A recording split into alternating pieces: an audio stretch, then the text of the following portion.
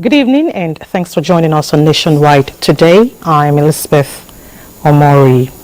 The federal government says it has completed evacuation of Nigerian students stranded in Sudan. Musa Babali reports that more than 2,000 Nigerians were airlifted back home in 15 flights. For the past 2 weeks, the federal government engaged her relevant agencies in ensuring that all Nigerians stranded in Sudan and Egypt are lifted back home. What we promised is that nobody will be left behind. 4 airlines were engaged in the evacuation exercise and most rendered free services. 1,116 Nigerians, mostly students, women and children, were first airlifted home from Aswan International Airport, Egypt, while more than 1,400 were evacuated from Port Sudan.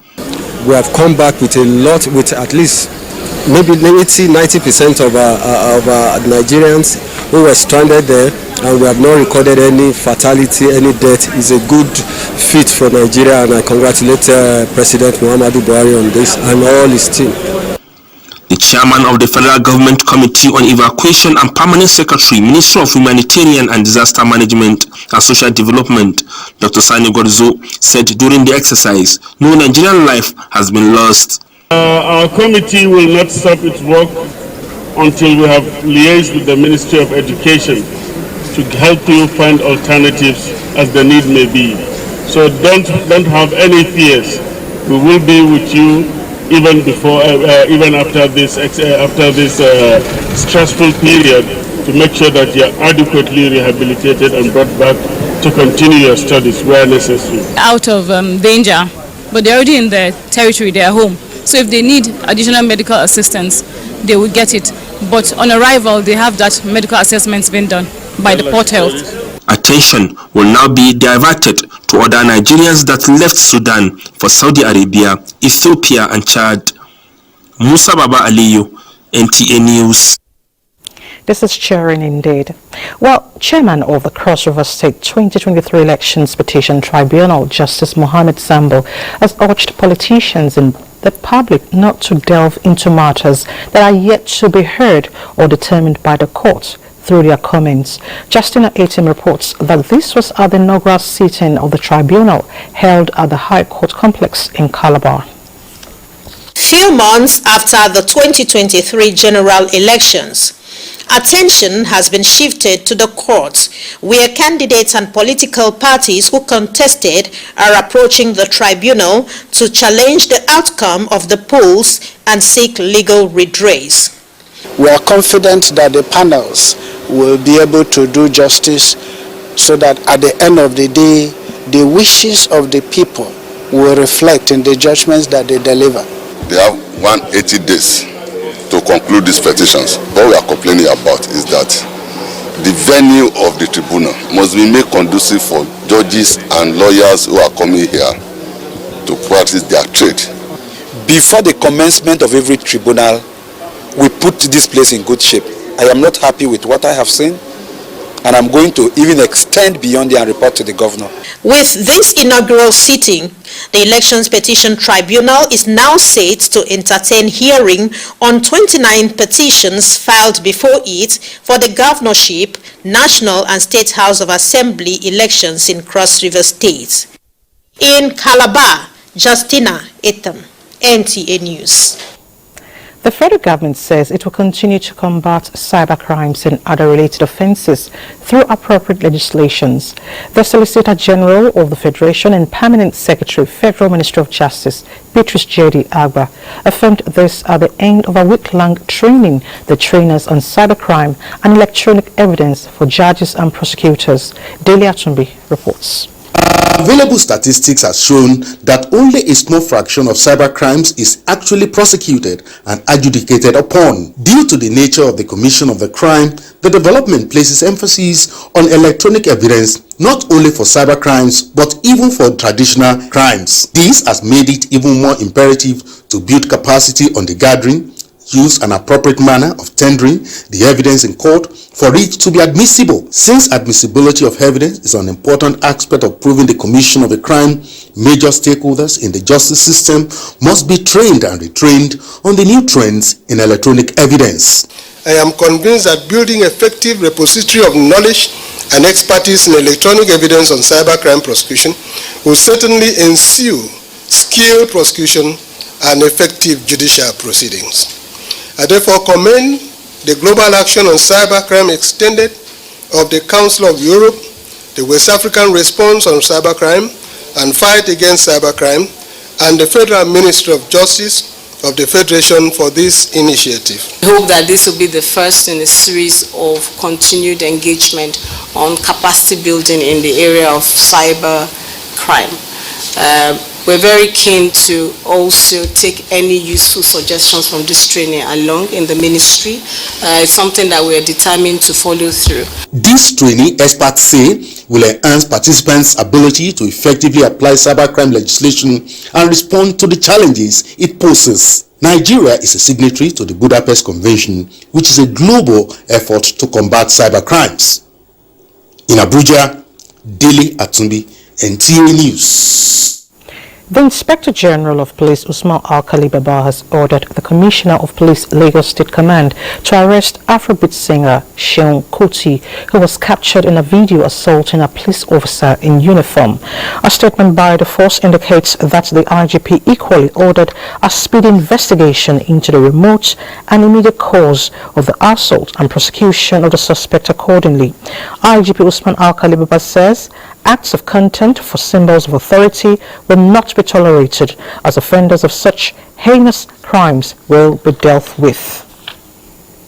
Meanwhile, the Police Service Commission condemns in strong terms the assault on a police officer in uniform while on duty in Lagos State by Seun Kuti. The Commission in a statement commends the Inspector General of Police for his prompt action in ordering the arrest and prosecution of Seun, who obviously diminished the sanctity of the symbol of authority of the Nigerian nation. The Commission demands that the culprit be arraigned immediately and that the Inspector General of Police ensure that the matter is followed to its logical conclusion to restore public confidence in the Nigeria police to maintain law and order. PSC Chairman Solomon Arasa said no matter the offense the police officer committed, nobody, including Seun Kuti, has the right to assault a policeman in uniform and on official duty. Osun State Police Command has arrested a suspected notorious serial killer and cultist, Said Wasiu, who is alleged to have taken part in operations that claimed 20 lives. Who was actually alleged to have taken part in operations that claimed 20 lives. The suspect was paraded at the police headquarters in Osogbo alongside some others arrested for impersonation and stealing, Femi Afariogun reports. Since the arrest and remand of a notorious Eye confraternity leader, Rashid Ahmed, also known as Okoilu, in Osun last year, 23-year-old Said Wasiu, popularly known as K Federal, who belonged to similar cult group, has also been on the radar of the police. The anti-cultism unit of Osun State Police Command now have him in custody, and he confessed to have participated in the killing of almost 20 innocent citizens of Ede town and dropped their corpses at Osun River, Shagba area in Ede. We have killed many people. They are mainly of the rival cult groups. We always dump their corpses inside Osun River. Also paraded were two suspects, Shegun Ibrahim and Suraju Isiaka, who specialize in stealing goats from different towns in Osun to sell them off to a woman in Lagos. Olayemi Lawrence, a 24-year-old female, has also been impersonating a police officer, duping POS agents of their money and machines. The police assure the public that it will not rest until Osun is free of crimes and criminalities. Don't trivialize anything that you see around you. When you see something, say something on time. Like I used to say, it has been our slogan that when you see something, you say something on time before you are overwhelmed by the situation. By this information, you can help us to help you. The suspect will be charged to court in the coming days. In Oshogbo, Femi Afariogun, NTA News. Still on security, the Nigerian Army is enhancing intelligence gathering by addressing communication gaps by upscaling capacity of personnel to effectively communicate in indigenous languages. The Chief of Army Staff, Lieutenant General Farouk Yahya, stated this at the Nigerian Army Resource Center, Abuja. Ismail Musa reports.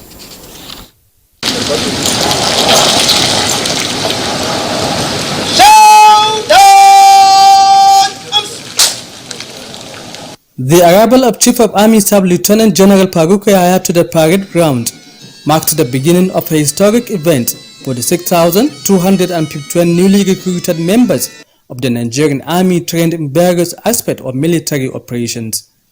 It is one of the steps taken by the Nigerian Army towards increasing its manpower requirement and deliver on its mandate of securing the nation.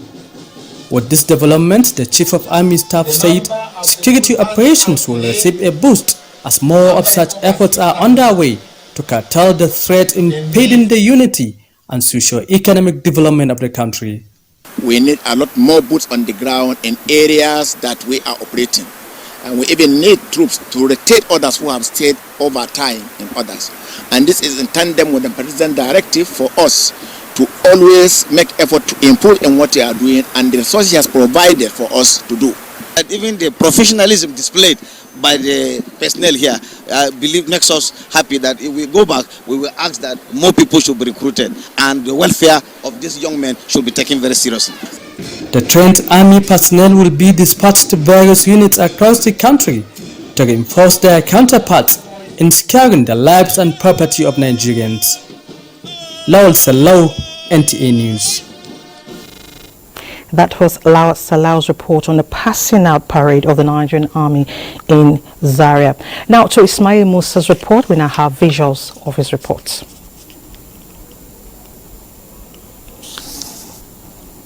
All right, we'll take that report in the course of the bulletin, but now let's head to Lagos, where Adeola is standing by with some reports. Adeola. Thank you, Elizabeth.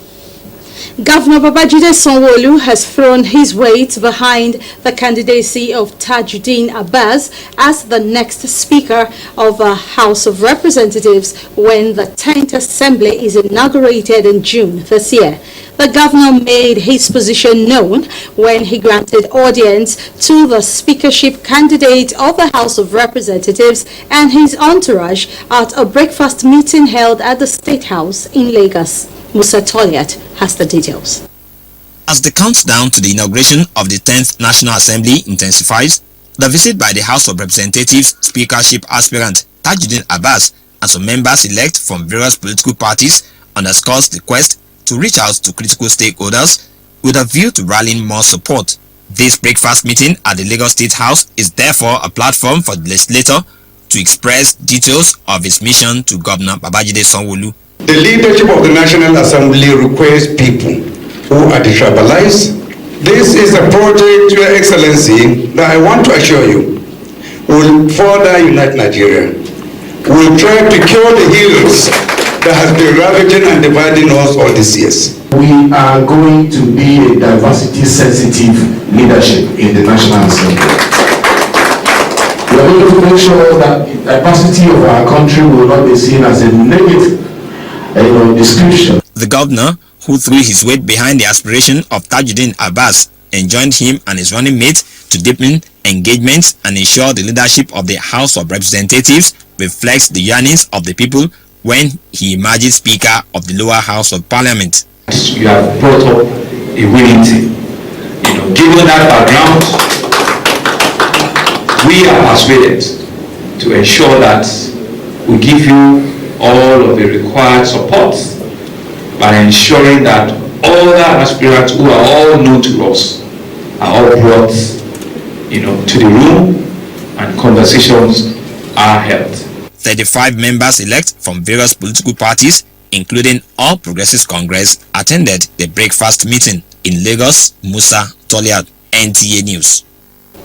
Director General of the National Youth Service Corps, Brigadier General Yushau Ahmed, says the scheme has lived up to its responsibility of bringing about reintegration, national unity and cohesion. He stated this while addressing Batch A Stream 2 Corps members at the Yanekmaja Orientation Camp in Lagos.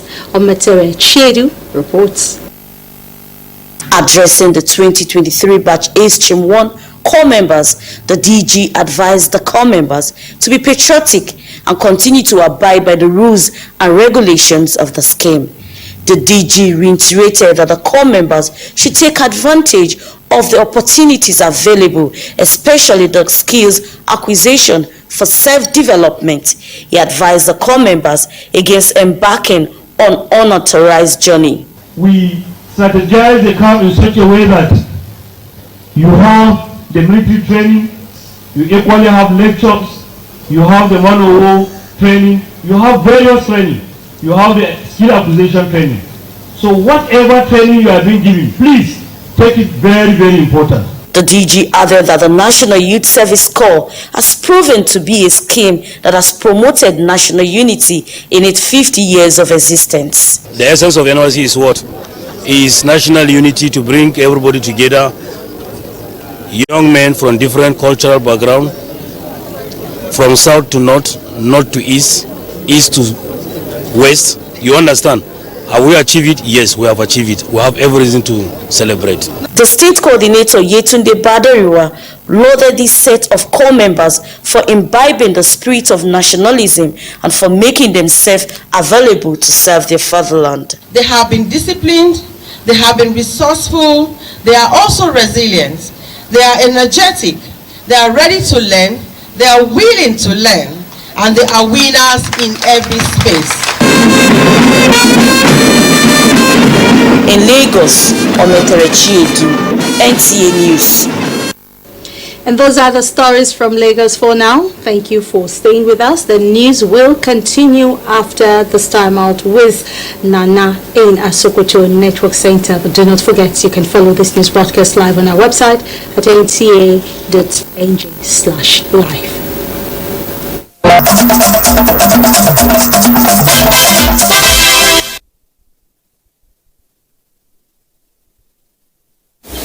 Good evening, everyone. It's still nationwide, and welcome to Sokoto. Chairman Economics and Financial Crimes Commission Abdulrashid Bawa has urged journalists to use their reportage to assist governments on budget tracking, performance, and whistleblowing on projects, failures, and abandonments. He made the call at the opening of a one-day workshop on economics and financial crimes reporting for journalists in Sokoto. Dalhatu Abdullahi reports. The Anti-Graft Agency is calling for the support of journalists to expose corrupt public officials and ask questions on budget performance through deliberate monitoring and reporting. Chairman EFCC Abdulrashid Bawa, represented by Zonal Commander of the Commission Aliyu Yunusa, called on journalists to focus on whistleblowing on project failures, abandonment of contracts, projects delay, and poor project delivery. Spokesman of the Commission, Wilson Owujaren, said EFCC is ever ready to rid the country of corruption. The workshop featured paper presentation on new money laundering law and duties and responsibilities of individuals and corporate organizations by the Commission's lawyer, Chris Michelia, pointing out that cash payment of more than 5 million naira by individuals and more than 10 million naira by corporate organizations is a violation of the Money Laundering Act 2022. Another paper presented by Assistant Director of Publicity of the EFCC, Dele Oyewale, emphasized on the need for Nigerian journalists to expose corrupt practices in many sectors of the economy. For you to do anything that is sufficiently explorative, you must have multiple sources so that your report will be done fast and it will be credible. There was also a presentation on digital payment system, emerging opportunities for fraud and prevention tips for victims by Kajetan Ogechi Egurwe. The workshop which was an opportunity for the participating journalists, is aimed at educating them on the best way to report corruption cases and by extension remind them of their role in setting agenda for the anti-graft agency. In Sokoto, Dalhatu Abdullahi, NTA News. The Sultan of Sokoto, Muhammad Saad Abubakar, has assured the Nigerian Television Authority, Sokoto Network Center, of its support towards improving its services for the people. Zainab Saidu Abdul Nasser reports that the Sultan gave the assurance while receiving the zonal director of the center, Kailani Yusuf, at his palace. Sultan Muhammad Saad Abubakar said he is delighted to receive the zonal director at the palace. He described the contributions of NTA to the development of the state and the nation as enormous and urged the organization to maintain the tempo. Sultan Muhammad Saad Abubakar also said the last time he visited NTA Sokoto was about 16 years ago, hoping to visit the station soon to see how best he can support it. The monarch tasked the new zonal director to do his best and sustain the legacies of his predecessors. The zonal director, NTA Sokoto Network Center, Kailani Yusuf, said he is at the palace to seek for royal blessings and fatherly advice. Dr. Kailani Yusuf said NTA was established to promote national development and peaceful coexistence. He pledged to improve the services of the station through its various programs and services in accordance with the traditions of the people. By virtue of what I have seen in ground, inshallah, I will also be here to add value to what I have made. So I feel and I am confident that the caliber of people that I am having will do our best to ensure that we improve on what I made before, inshallah. The zonal director was accompanied on the visit by the management and staff of the station. In Sokoto, Zainab Saidu Abdul Nasser, NTA News. Well, that's our contribution for today. Nationwide will continue in Abuja with Elizabeth. Thank you. Nana. The National Drug Law Enforcement Agency has made several arrests and seizures across Nigeria. 2 businessmen were arrested at the Nnamdi Azikiwe International Airport in Abuja for allegedly ingesting cocaine pellets. They excreted 193 pellets of the illicit drug after 3 days in custody. The agency also raided drug joints in Kano and Abuja, arresting 185 suspects with different quantities of illicit substances. NDLEA says it has intercepted parcels of cocaine from Saudi Arabia and Canada, seized tramadol pills, other opioids, also apprehended several drug dealers across Nigeria. In another news, NNPC Limited, in collaboration with its partners, Tantita Security Services, busted a company fraudulently involved in crude oil theft. A barge with 700 barrels of illegally loaded crude was set ablaze to show crude oil thieves that it cannot be business as usual. Lydia Sampson reports from the Mawe crude oil dump and illegal crude oil barge sites in Okpete Udu, local government area of Warri, Delta State. Theft is taking a worrisome dimension. This is because some industry players licensed for different operations are allegedly using their license for crude oil theft. The good news is that their activities did not escape the eagle eyes of security operatives. Although Maui Services Limited has approval from the Nigerian Midstream and Downstream Petroleum Regulatory Authority to provide services within the confines of lifting sludge, but on the fateful voyage that barge was intercepted, it was loaded with crude oil. Intelligence reports received 2 weeks earlier by Tantita Security Services Nigeria Limited and Mason Engineering indicated that the location was being used for activities outside its approval limits. In addition, intelligence also revealed that a 1,000 metric ton capacity barge was coming to berth alongside its jetty, loaded with illegal crude oil, declared as sludge. A sewage truck was coming into this place and going out. As at that particular point in time, we thought then that it was actually coming here to process sewage. It did about 2 trips. It was on the 3rd trip. We didn't think that there was going to be that much sewage in this place for a truck to be coming in and going out, and we had to apprehend the truck. So upon getting the truck and inspecting it, we discovered it was carrying crude oil. When NNPC Limited and Tantita Security Services took journalists on assessment within the Maui Services Limited premises, there were 2 metallic cylindrical tanks of about 45,000 liters capacity each. Both tanks were inspected and one was found to be filled with crude oil. At the illegal crude oil barge inspection, 4 suspects apprehended confirmed that it was crude oil they had on board. What we have inside, because it was not all the compartment that carried the crude, it's about 600 or 700. I can't give you exactly what was inside. 700 barrels that was crude oil that was inside here. The 7,000 barrels illegal crude oil on the barge was set ablaze as deterrent. From Warri, Lydia Sampson, NTA News. The Albino Foundation, also known as TAF Africa, has reaffirmed commitment to promote disability rights and better inclusive environment for persons with disabilities. The foundation stated this while announcing its rebranding platform to aid its advocacy. Joseph Otsen reports. The rights of persons with disabilities to TAF Africa is not to be taken for granted and ignored in any way. To better reflect our mission and to push further its advocacy, the foundation has decided to rebrand its logo, website, social media and other outreach strategies to have better impact in the society.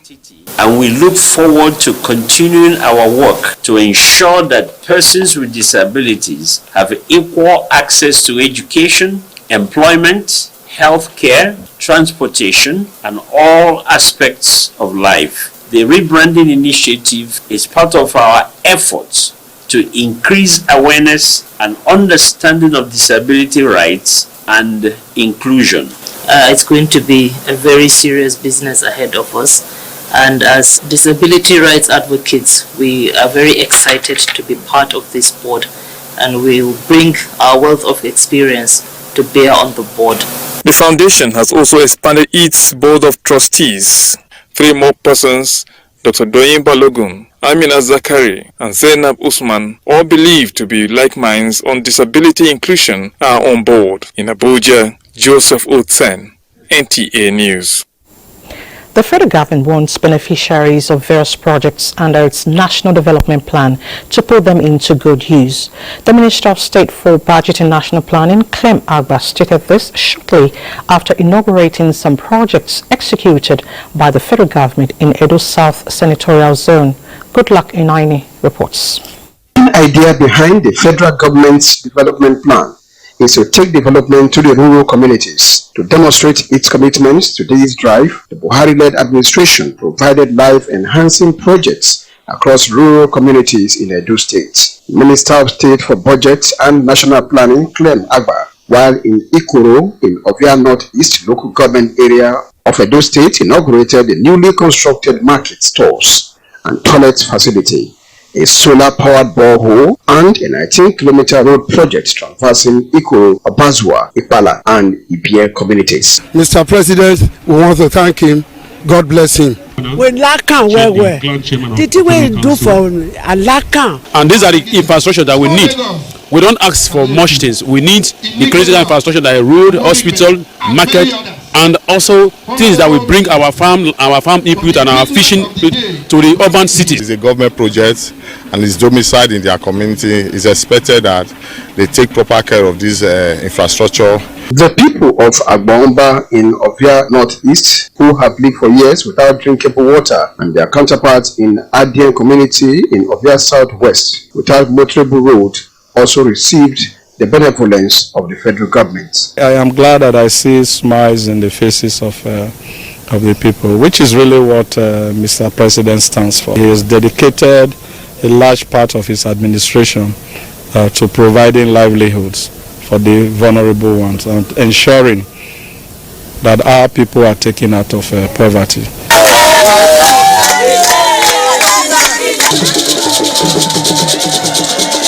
Benin, Goodluck Inaini, NTA News.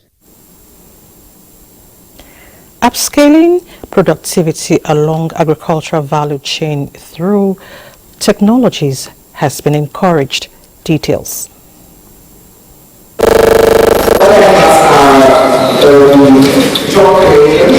These are young entrepreneurs who contested in the agri-hacking program to mark the second Open Day award presentation and exhibition by the Center for Dryland Agriculture, Bayero University, Kano. 8 different companies won an award of 2 million naira each to boost their businesses towards attainment of self-reliance. I've been thinking of how to improve the innovative part of aquaculture. We applied since January, so they shortlisted us, and now we are invited to come and pitch our business. I'm processing spices which are locally sourced in our open market, especially Kaso Kurmi. So if our young ones are supported in that particular direction, definitely in the very near future in the country, there is going to be a lot of us off. We feel also there are a lot of young people with brilliant ideas that just need a little nudge for them to actualize their ideas into products. As a center of excellence, the Vice Chancellor of Bayero University, Kano, Sagir Adamu Abbas, said working with development partners and ensuring in-depth researches, the center now harvests large yield of assorted produce, which it sells out at lower cost to the public. So we always make sure that what we are bringing here is readily fresh. We cannot even sell anything that is more than that particular day. We are currently working with 675,000 farmers across 10 states in Nigeria, of which 80% of them are women. We need to really make these women, especially in the rural areas, to build their capacity, build their social capital around cooperatives, link them to sustainable sources of finance. The modest achievements by the center include having students from 12 different countries supporting young entrepreneurs with viable enterprises, in addition to graduating more than 600 postgraduate students in 5 years. In Kano, Yahana Hassan, NTA News. And for more reports on Nationwide, let's join Ladidi in Maiduguri.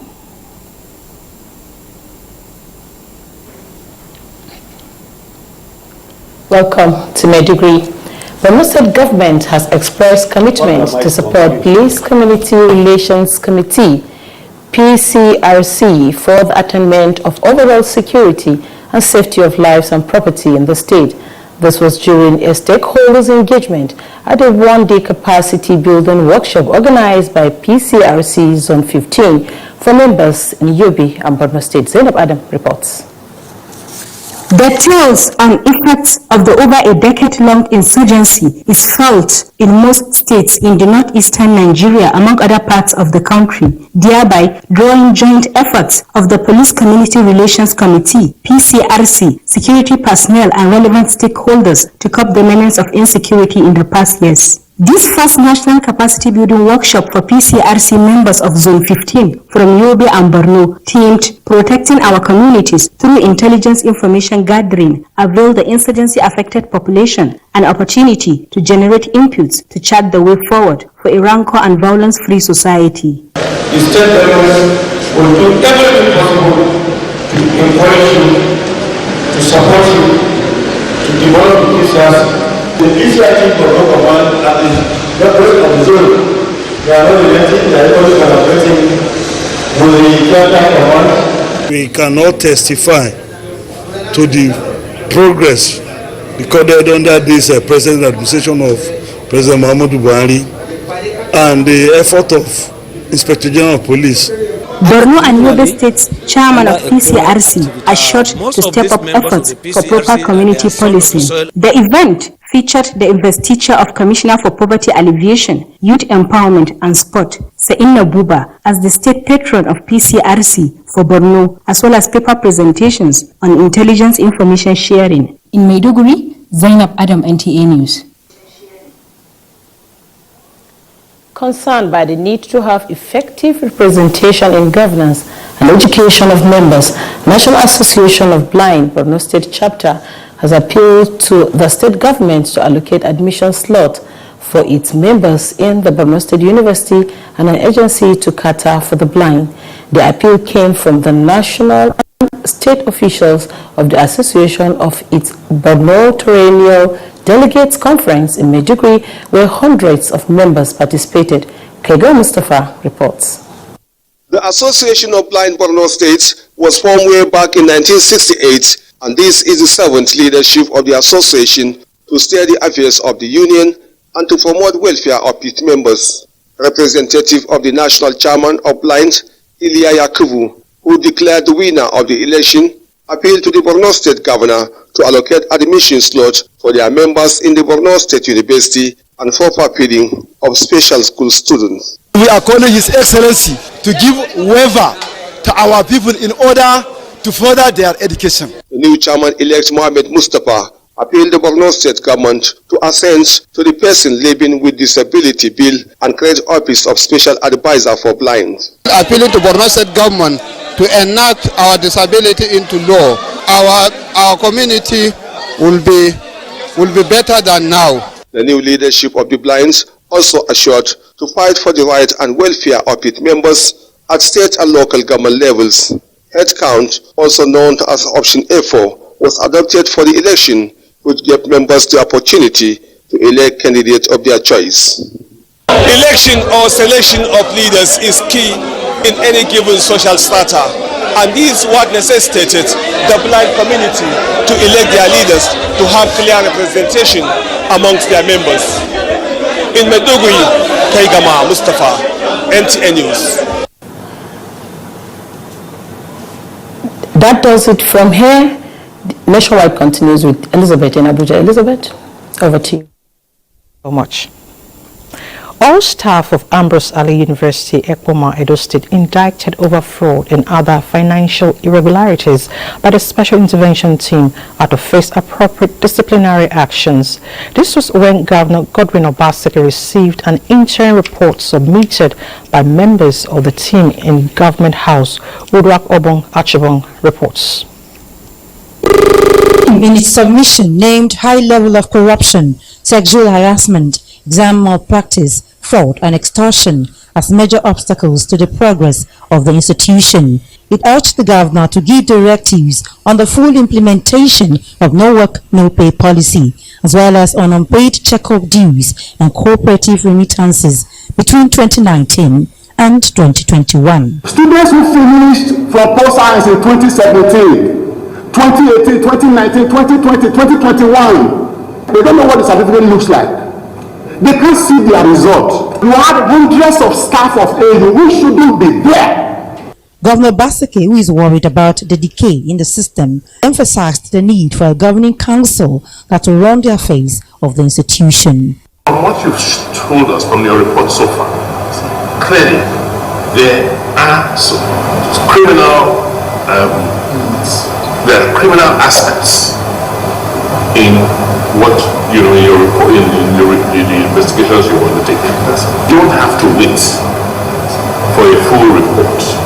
That is why I invited the Commissioner of Police and the Director of the State Department of State Security to now commence action and investigations on those criminal aspects. The Special Intervention Team was set up in 2021 to look into issues that have caused rancor in the institution with a view to addressing them. In Benin, Udwakobong Achibong, NTA News. It's time to head to Port Harcourt, where Jenny is standing by with some reports. Jenny? Thank you, Elizabeth.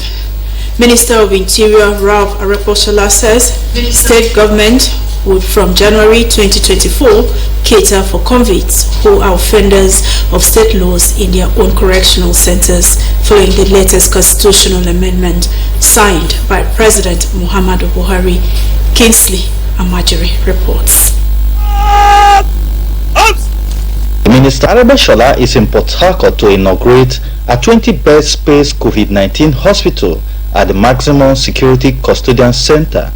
The hospital, the minister said, was realized from the COVID-19 Intervention Fund allocated to the Correctional Service, noting that it is intended to help address the health needs of inmates, staff, and host community. There is no aspect of health care that's not taken care of, including dental health care. He is concerned that over 5,000 inmates in Nigeria are held for their inability to pay conviction fines, stressing that the federal government is spending 1,065,790 naira to feed an inmate yearly. The president has signed an amendment to the constitution which now mandates the state government to manage their criminals themselves.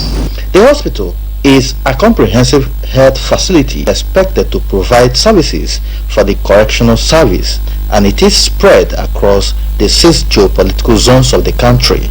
Response to medical concerns will now be more robust, except for extremely critical cases.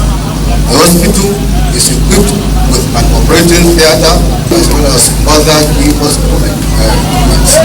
The hospital would be a treatment center for eye, dental and general health care services. In Port Harcourt, Kingsley Amajiri, NTA News. Still on security matters, 8 suspects arrested over allegations of internet fraud and kidnapping have been paraded by the Rivers State Police Command. Emmanuel Lene reports that laptops and other illicit substances were recovered from the suspects. The suspects were arrested by the operatives of the police tactical team following credible information on allegations of cybercrime and kidnapping. The 8 suspects, all may range between the ages of 16 and 24, were alleged to have lured a victim on the basis of job offer at Umuebele, a local government area of Rivers State. As the job wasn't forthcoming, the victim opted to return back, but his captors would not let him go. In the process, he was beaten and inflicted with severe body injuries, as they also demanded a ransom of 500,000 naira from the parents. The suspects, in their verdict, confessed and revealed that their modus operandi includes defrauding innocent citizens online and freeing them of their hard-earned money. The suspects confessed the allegation of internet fraud but denied kidnapping the victim, even as the father of the victim narrated his ordeal. And the friends told him that he have a hotel job to give to him, that he should come to Oyibo. I said no, he should not go. So when he left, after 3 days, he called me and said, what the boy called him for is different from what he said. And I asked him, what is it? They said you should join them for your own and you don't want to do it.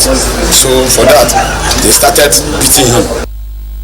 Items seized from the suspects include laptops and substances suspected to be illicit drugs, while investigation is still ongoing. In Port Harcourt, Emmanuel Lene, NTA News. Nationwide will continue in Abuja with Elizabeth after this break. You're still watching Nationwide. Refugees of Ikiogen community in Benue State have been empowered by the National Commission for Refugees, Migrants and Internally Displaced Persons. Ruth Aguele reports that the Federal Commissioner of the Commission, Imad Sulaiman Ibrahim, expressed federal government's commitment towards providing necessary support to all refugees across the country. This is Ikiogen, a refugee resettlement on the Kwande local government area in Benue State. On 1st October 2019, they settled here after leaving Aneke, a nearby community. Majority of them here are farmers. Today, a new dawn beckons for the refugees of Ikiogen as the National Commission for Refugees, Migrants and Internally Displaced Persons visits, bringing hope. We will also offer vocational trainings and education to equip individuals with the skills and knowledge needed to participate in the workforce and contribute to society. I also urge those affected by the crisis to take advantage of this opportunity to rebuild their lives and achieve greater heights. Colette is among those who are being empowered, a teenager who is a single mom. For her, this is a turnaround in her life as she hopes to return to school. Very happy for the empowerment that they keep promise now. I can sew dresses and sell. So in this barbing, I can put a store and do whatsoever I can do. Beyond the provision of empowerment tools, More women and girls are being trained on different skills to help them become entrepreneurs. A dance of hope with a sense of gratitude and looking beyond their plights because they can see the light at the end of the tunnel. Ruth Aguwale, NTA News.